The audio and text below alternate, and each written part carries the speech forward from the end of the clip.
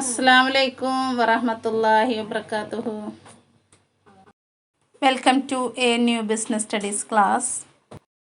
നമുക്ക് പാർട്ട്ണർഷിപ്പിൽ ഒരു ചെറിയ പോർഷനും കൂടി ബാക്കിയുണ്ട്. അതായത് നമ്മൾ ഇന്നലെ പാർട്ട്ണർഷിപ്പ് ഡീഡൊക്കെയാണ് പറഞ്ഞത്. ഇനി നമ്മൾ പാർട്ട്ണർഷിപ്പിൻ്റെ രജിസ്ട്രേഷനെ കുറിച്ചിട്ടുള്ള ഒരു കാര്യമാണ് പറയുന്നത്. അതായത് നമുക്ക് Indian Partnership Act 1932 does not make the registration of partnership firm compulsory. അതായത് പാർട്ട്ണർഷിപ്പ് ഫേമിന് ഇന്ത്യൻ പാർട്ട്ണർഷിപ്പ് ആക്ട് 1932 അനുസരിച്ച് അതിൻ്റെ രജിസ്ട്രേഷൻ അത്ര നിർബന്ധമൊന്നുമില്ല. ഇറ്റ് ഈസ് ഓപ്ഷണലാണ് for the partners to get their firm registered. അതായത് പാർട്ട്നേഴ്സിന് വേണമെങ്കിൽ അത് രജിസ്റ്റർ ചെയ്താൽ മതി. Registration means the entering the firm's name along with the relevant particulars in the register of firms kept with registrar of firms. അതായത് registration എന്നുള്ളതുകൊണ്ട് ഉദ്ദേശിക്കുന്നത് നമ്മുടെ ഫേമിൻ്റെ നെയിം, അതിൻ്റെ വ്യവസ്ഥകളൊക്കെ നമ്മൾ ഒരു രജിസ്ട്രാർ, അതായത് ഫേംസിൻ്റെ രജിസ്ട്രാർ ഇതിൽ നമ്മൾ രജിസ്റ്റർ ചെയ്യുന്നതിനാണ് അങ്ങനെ രജിസ്ട്രേഷൻ എന്നുള്ളതുകൊണ്ട് ഉദ്ദേശിക്കുന്നത്. നമ്മുടെ ഫേമും അതിൻ്റെ വ്യവസ്ഥകളൊക്കെ നമ്മൾ മറ്റേ രജിസ്ട്രാറുടെ ഒരു രജിസ്റ്ററിൽ നമ്മൾ രജിസ്റ്റർ ചെയ്യുന്നതിനാണ് നമ്മൾ പറയുന്നത്, രജിസ്ട്രേഷൻ എന്നുള്ള വേർഡ് ഉപയോഗിക്കുന്നത്. An unregistered firm has to face a lot of difficulties and it has no existence in the eyes of law. പക്ഷേ നമുക്ക് 1932 ഇന്ത്യൻ പാർട്ട്ണർഷിപ്പ് ആക്ട് അനുസരിച്ച് പാർട്ട്ണർഷിപ്പ് ഫേമുകൾ രജിസ്ട്രേഷൻ നിർബന്ധമില്ലെങ്കിലും പക്ഷേ അത് രജിസ്റ്റർ ചെയ്യുന്നതുകൊണ്ട് പല ഗുണങ്ങളും നമുക്കുണ്ട്. രജിസ്റ്റർ ചെയ്യാത്ത അൺരജിസ്റ്റേർഡ് ഫേംസിന് ഒരുപാട് ഡിഫിക്കൽട്ടീസ് ഉണ്ടാവും എന്നാണ് പറയുന്നത് അവരുടെ നിലനിൽപ്പിന്. അതിലൂടെ അടിസ്ഥാനത്തിൽ അങ്ങനെയാണ് പറയുന്നത്. രജിസ്ട്രേഷൻ ചെയ്തില്ലെങ്കിലും നിലനിൽക്കും, പക്ഷേ അതുകൊണ്ട് ഒരുപാട് ഡിഫിക്കൽട്ടീസ് ഉണ്ട് എന്നാണ് പറയുന്നത്. The consequences of non registration of a firm are as follows. അതായത് മെയിനായിട്ട് 3 പോയിന്റുകൾ പറയുന്നുണ്ട്. പിന്നെ എന്തൊക്കെയാണ് നോൺ രജിസ്ട്രേഷൻ ഫേംസിന് ഉണ്ടാകുന്ന ബുദ്ധിമുട്ട്. No partner can sue the firm. അതായത് ഈ രജിസ്റ്റർ ചെയ്യാത്ത ഫേമിൽ ഒരു പാർട്ട്ണർക്ക് എന്തെങ്കിലും കാര്യങ്ങളെ കൊണ്ട് കോടതിയെ സമീപിക്കാനൊന്നും പറ്റില്ല. The firm cannot file a suit against the third parties. അതേപോലെ തന്നെ ഈ ഫേമിന് മറ്റുള്ള ഒരു വ്യക്തികൾക്ക് നേരെ എന്തെങ്കിലും കേസോ കാര്യങ്ങളോ ഉന്നയിക്കാൻ വേണ്ടിയിട്ട് സാധ്യമാകില്ല.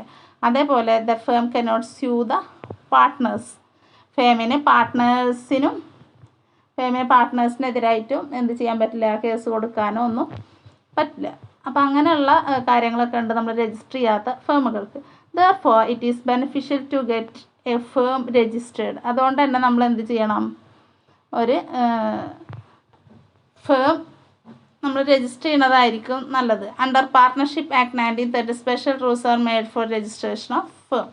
ആ രജിസ്റ്റർ ചെയ്യുന്നതിന് ഒരു സ്പെഷ്യൽ റൂള് 1932 പാർട്ട്ണർഷിപ്പ് ആക്ടിൽ നിലനിൽക്കുന്നുണ്ട്. Every state government has appointed registrar for this purpose. എല്ലാ സ്റ്റേറ്റ് ഗവൺമെൻറ്റിനും ഇതിന് വേണ്ടിയിട്ടൊരു രജിസ്ട്രാറെ ചുമതലപ്പെടുത്തിയിട്ടുണ്ട്.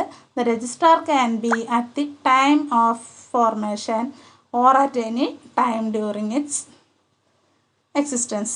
രജിസ്ട്രേഷൻ എപ്പോൾ വേണമെങ്കിൽ നമുക്ക് ചെയ്യാം, ആ ഫോർമേഷൻ്റെ ടൈമിൽ ചെയ്യാം, അല്ലെങ്കിൽ അത് നിലനിൽക്കുന്ന ഏത് സമയത്ത് നമുക്ക് രജിസ്ട്രേഷൻ ചെയ്യാവുന്നതാണ്. ഇനി നെക്സ്റ്റ് എന്തൊക്കെയാണ് അതിൻ്റെ ഫോർമാലിറ്റീസ് നോക്കാം. Formalities of registration. First, the firm is required to apply to the registrar of firm on the prescribed form. First ചെയ്യേണ്ടതെന്ന് വെച്ചാൽ രജിസ്ട്രാർക്ക് നമ്മൾ അപ്ലൈ ചെയ്യണം, രജിസ്ട്രേഷന് വേണ്ടിയിട്ട് അപ്ലൈ ചെയ്യണം ഒരു അതിന് വേണ്ടി നിയോഗിക്കപ്പെട്ടുള്ള ഫോമിൽ. The following are the contents of the application form. ഈ താഴെ പറയുന്നതാണ് അതിൽ വരുന്ന കണ്ടൻറ്റുകൾ, ഉള്ളടക്കങ്ങൾ. ഫസ്റ്റ് പറയുന്നത് the name of the firm, ഫേമിൻ്റെ name, place and address of the firm. Then name of the other place where the firm carries on business. മറ്റേതെങ്കിലും സ്ഥലങ്ങളിൽ ഈ സ്ഥാപനത്തിൻ്റെ ശാഖകളുണ്ടെങ്കിൽ അത് വേണം. Name and full address of all partners. ഇതിൽ പാർട്ട്നേഴ്സിൻ്റെ അഡ്രസ്സും കാര്യങ്ങളും വേണം. Date on which various partners join the firm. ഓരോ പാർട്ട്നേഴ്സും ജോയിൻ ചെയ്തിട്ടുള്ള ഡേറ്റ് വേണം. ഡ്യൂറേഷൻ ഓഫ് ദി ഫേം, എത്ര കാലയളവിന് വേണ്ടിയിട്ടാണ് ഈ എഗ്രിമെൻ്റ് എങ്കിൽ അത് വേണം. The date from which the firm will commences its business. എന്നാണോ ബിസിനസ് തുടങ്ങിയത് ആ ഡേറ്റ്. ദെൻ ഫസ്റ്റ് ഇതിൽ പറഞ്ഞത് അത്രയാണ്. ദെൻ രണ്ടാമത്തെ പോയിൻ്റായിട്ട് പറയുന്നത് deposit of required fees with the registrar of firms. ഈ ഫോം രജിസ്ട്രേഷന് വേണ്ട ഫീസ് എത്രയാണെങ്കിൽ അത് നമ്മൾ എന്ത് ചെയ്തിരിക്കണം, ഡെപ്പോസിറ്റ് ചെയ്തിരിക്കണം. അതാണ് രണ്ടാമത്തെ ഫോർമാലിറ്റീസ്. ദെൻ മൂന്നാമതായിട്ട് പറയുന്നത് registrar of firm scrutinizes the application. ഇപ്പോൾ നമ്മൾ നമ്മുടെ ആപ്ലിക്കേഷൻ കൊടുത്തു കഴിഞ്ഞാൽ അതിന് വേണ്ട ഫീസും അടച്ചു കഴിഞ്ഞാൽ ദെൻ രജിസ്ട്രാറുടെ ഡ്യൂട്ടിയാണ് സ്ക്രൂട്ടനൈസ് ചെയ്യാൻ അതിൻ്റെ സൂക്ഷ്മ പരിശോധനകൾ നടത്തുക രജിസ്ട്രേഷന് വേണ്ടിയിട്ടുള്ള. എന്നിട്ട് ഇയാൾ if it satisfied will make an entry in the register of the firms. അയാൾ ഫേംസിൻ്റെ രജിസ്റ്ററിൽ ഈ എൻട്രി രേഖപ്പെടുത്തും. Will subsequently issue a certificate of registration. എന്നിട്ട് നമ്മൾ രജിസ്റ്റർ ചെയ്തു എന്നുള്ളതിൻ്റെ തെളിവായിട്ടുള്ളൊരു സർട്ടിഫിക്കറ്റ് ഇഷ്യൂ ചെയ്യും. ഇത്രയാണ് രജിസ്ട്രേഷൻ പാർട്ട്ണർഷിപ്പിൻ്റെ ചെറിയ ടോപ്പിക്കാണ്. ദെൻ നമുക്ക് അടുത്ത ക്ലാസ് എടുക്കാം, നെക്സ്റ്റ് ക്ലാസ്സിൽ എടുക്കാം കേട്ടോ. അത്രയാണ് പാർട്ട്ണർഷിപ്പിൽ എന്തെങ്കിലും ഡൗട്ടോ കാര്യങ്ങളോ ഉണ്ടെങ്കിൽ ക്ലിയർ ചെയ്യുക, എന്തെങ്കിലും ബുദ്ധിമുട്ടുണ്ടെങ്കിൽ ചോദിക്കുക. ഓക്കെ.